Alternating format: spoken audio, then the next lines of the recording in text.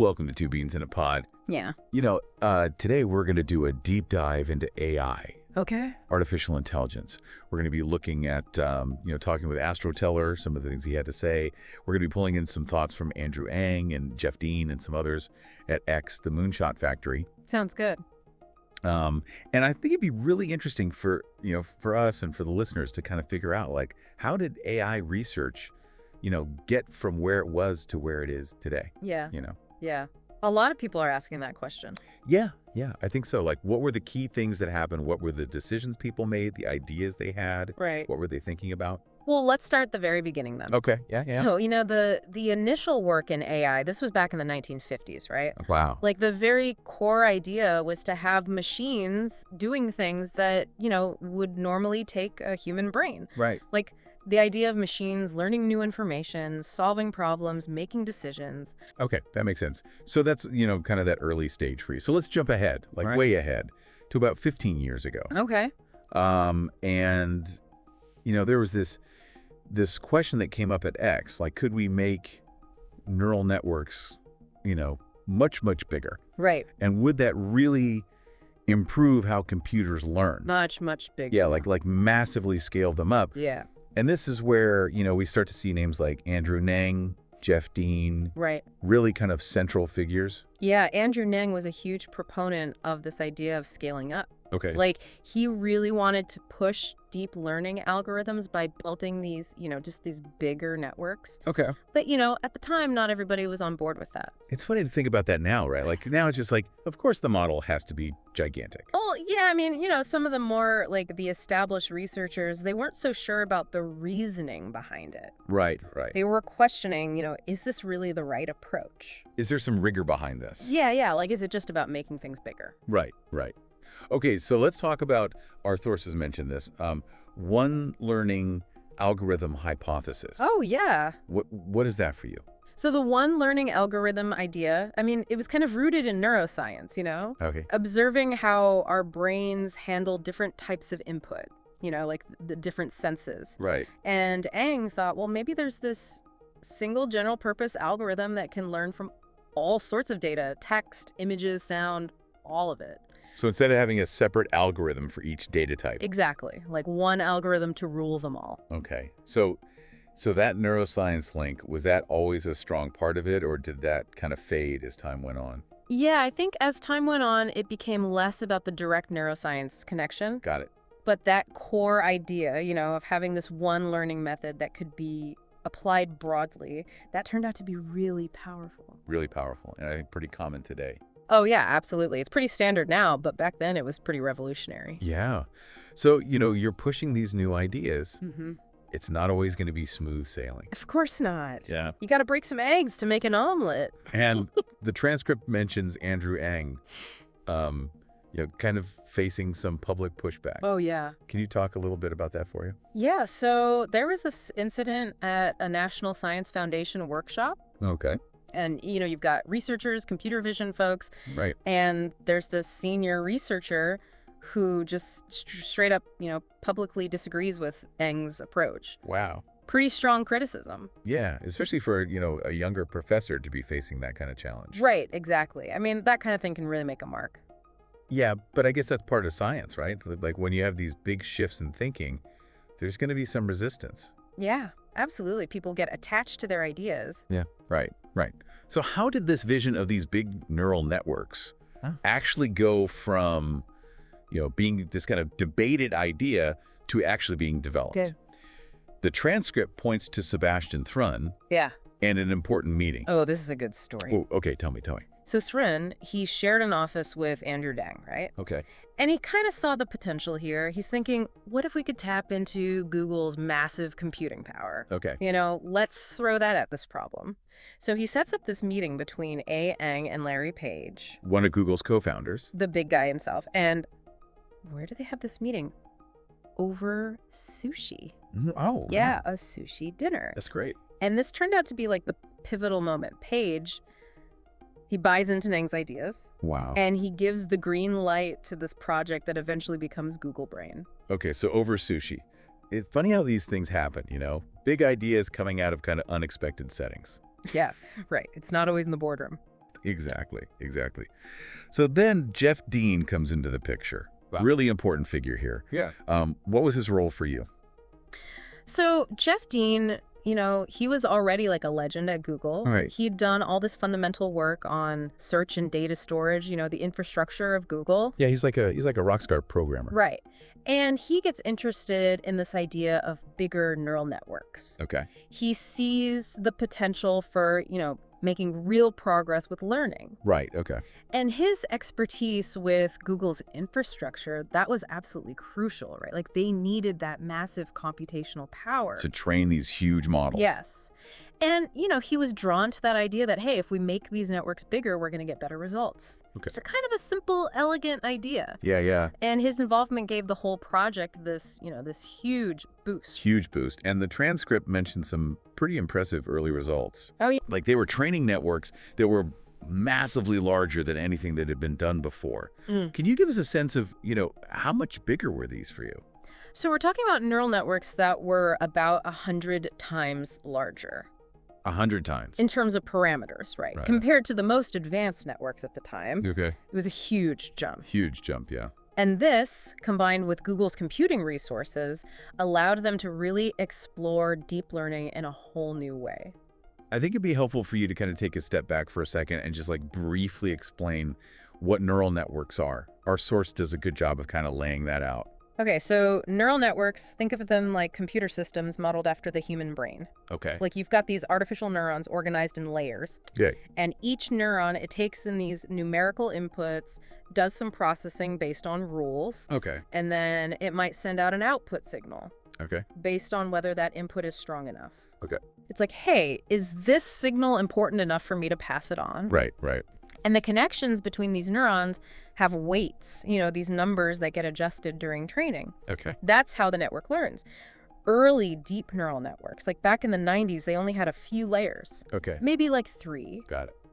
But these days, you can have networks with hundreds of layers. Oh, wow. So they can learn much more complex things. Okay, so this architecture, when it was made much, much bigger, Right.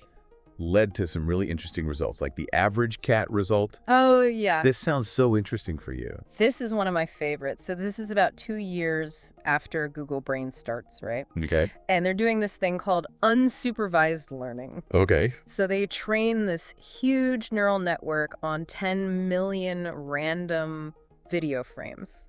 Random. Yeah, just pulled from YouTube. Okay. But here's the key. It's unlabeled. Meaning The network isn't told what it's looking at. Oh, wow. It has to figure it out on its own. Okay.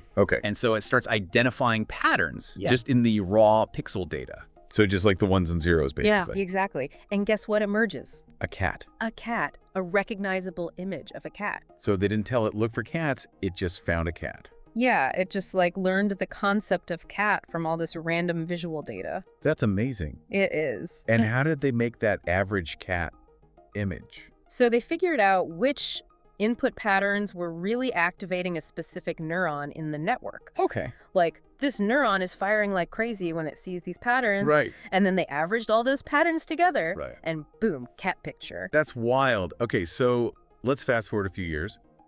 AI starts being applied to software development itself. Right. There's this project in 2017 called Ada. Yeah. What was the main motivation behind that for you? Okay, so with Ada, it was all about seeing if AI could help automate software development. Okay. Now, they weren't necessarily trying to get AI to write entire programs from scratch at first. Right.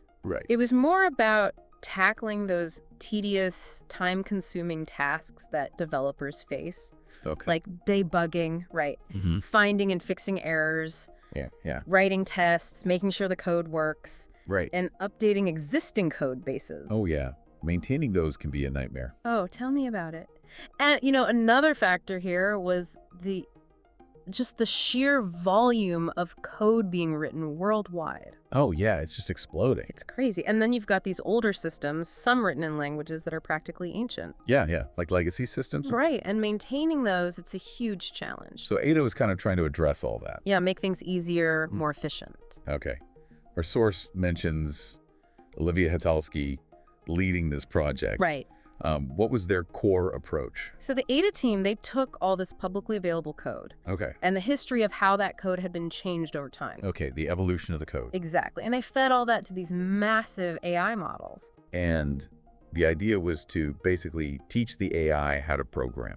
Yeah, like let it learn the rules, the patterns of programming by analyzing all this data. Yeah. And then it could help developers with things like, auto-completing lines of code, suggesting improvements. Oh, that's cool. So kind of like a supercharged coding assistant. Yeah, exactly. And it's funny, the early versions of this technology, they were internally called Baby Jeff. Baby Jeff. Yeah, kind of a nod to Jeff Dean. Oh, I see. Like they were aspiring to, his level of coding skill. Exactly. They wanted to create AI that could code like Jeff Dean. That's ambitious. Mm-hmm. And what was the bigger vision for this technology?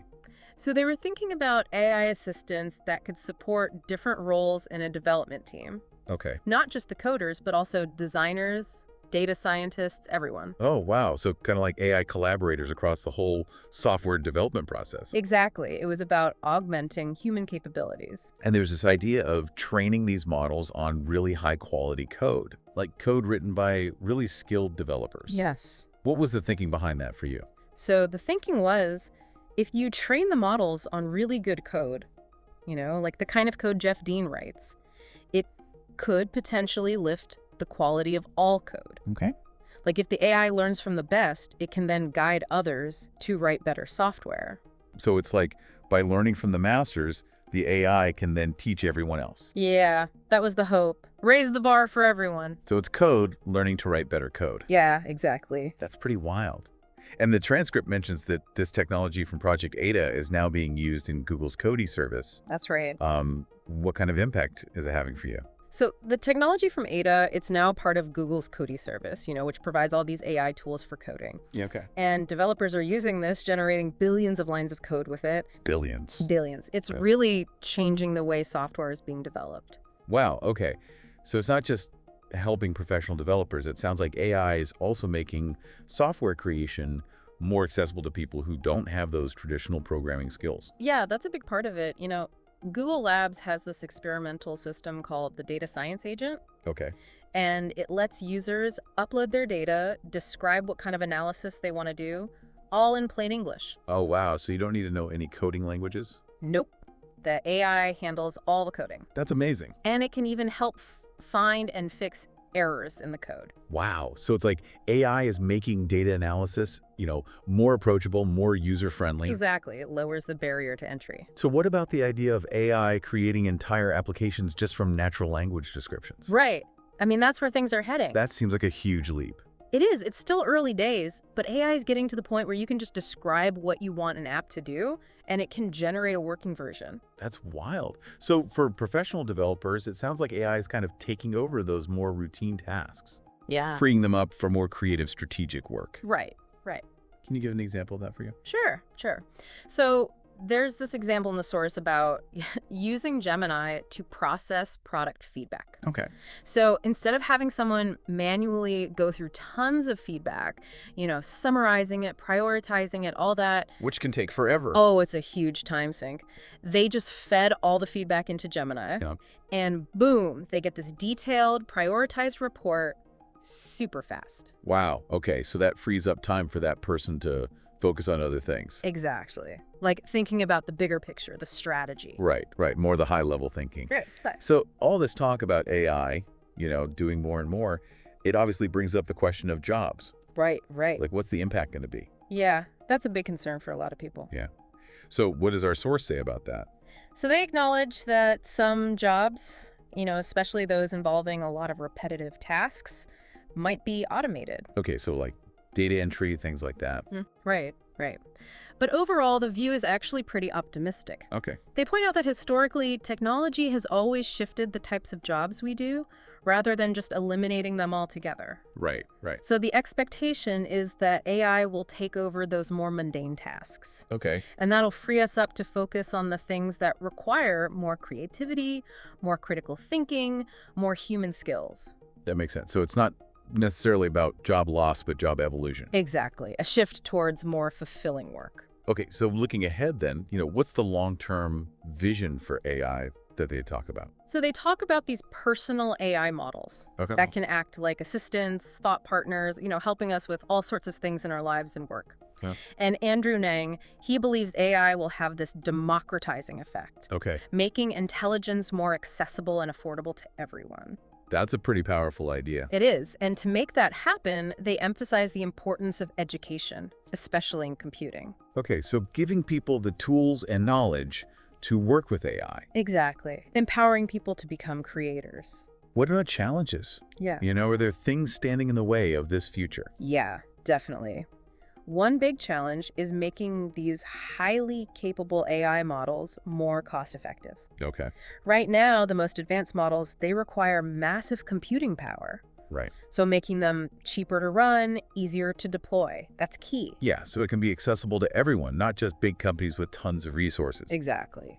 Our source also talks about how AI is being used within X itself, Right. not just to create new tech, but to find promising moonshot ideas. Yeah, this is really fascinating. Yeah. They're using AI as an invention machine. An invention machine. Yeah, it can analyze huge amounts of research and spot novel combinations of ideas. Oh, wow. So it's like AI is helping them come up with breakthroughs. Exactly. And it can help overcome human biases, how we tend to think about problems. Okay. It can lead to unconventional but really effective solutions. That's amazing.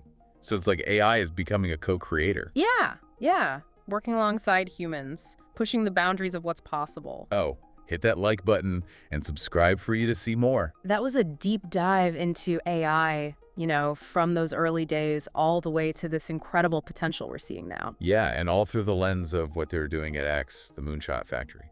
It's amazing to think how far it's come and where it's going. Thank you for listening to Two Beans in a Pod. If you are interested in learning more about the work at X, please visit their YouTube channel, X, the Moonshot Factory.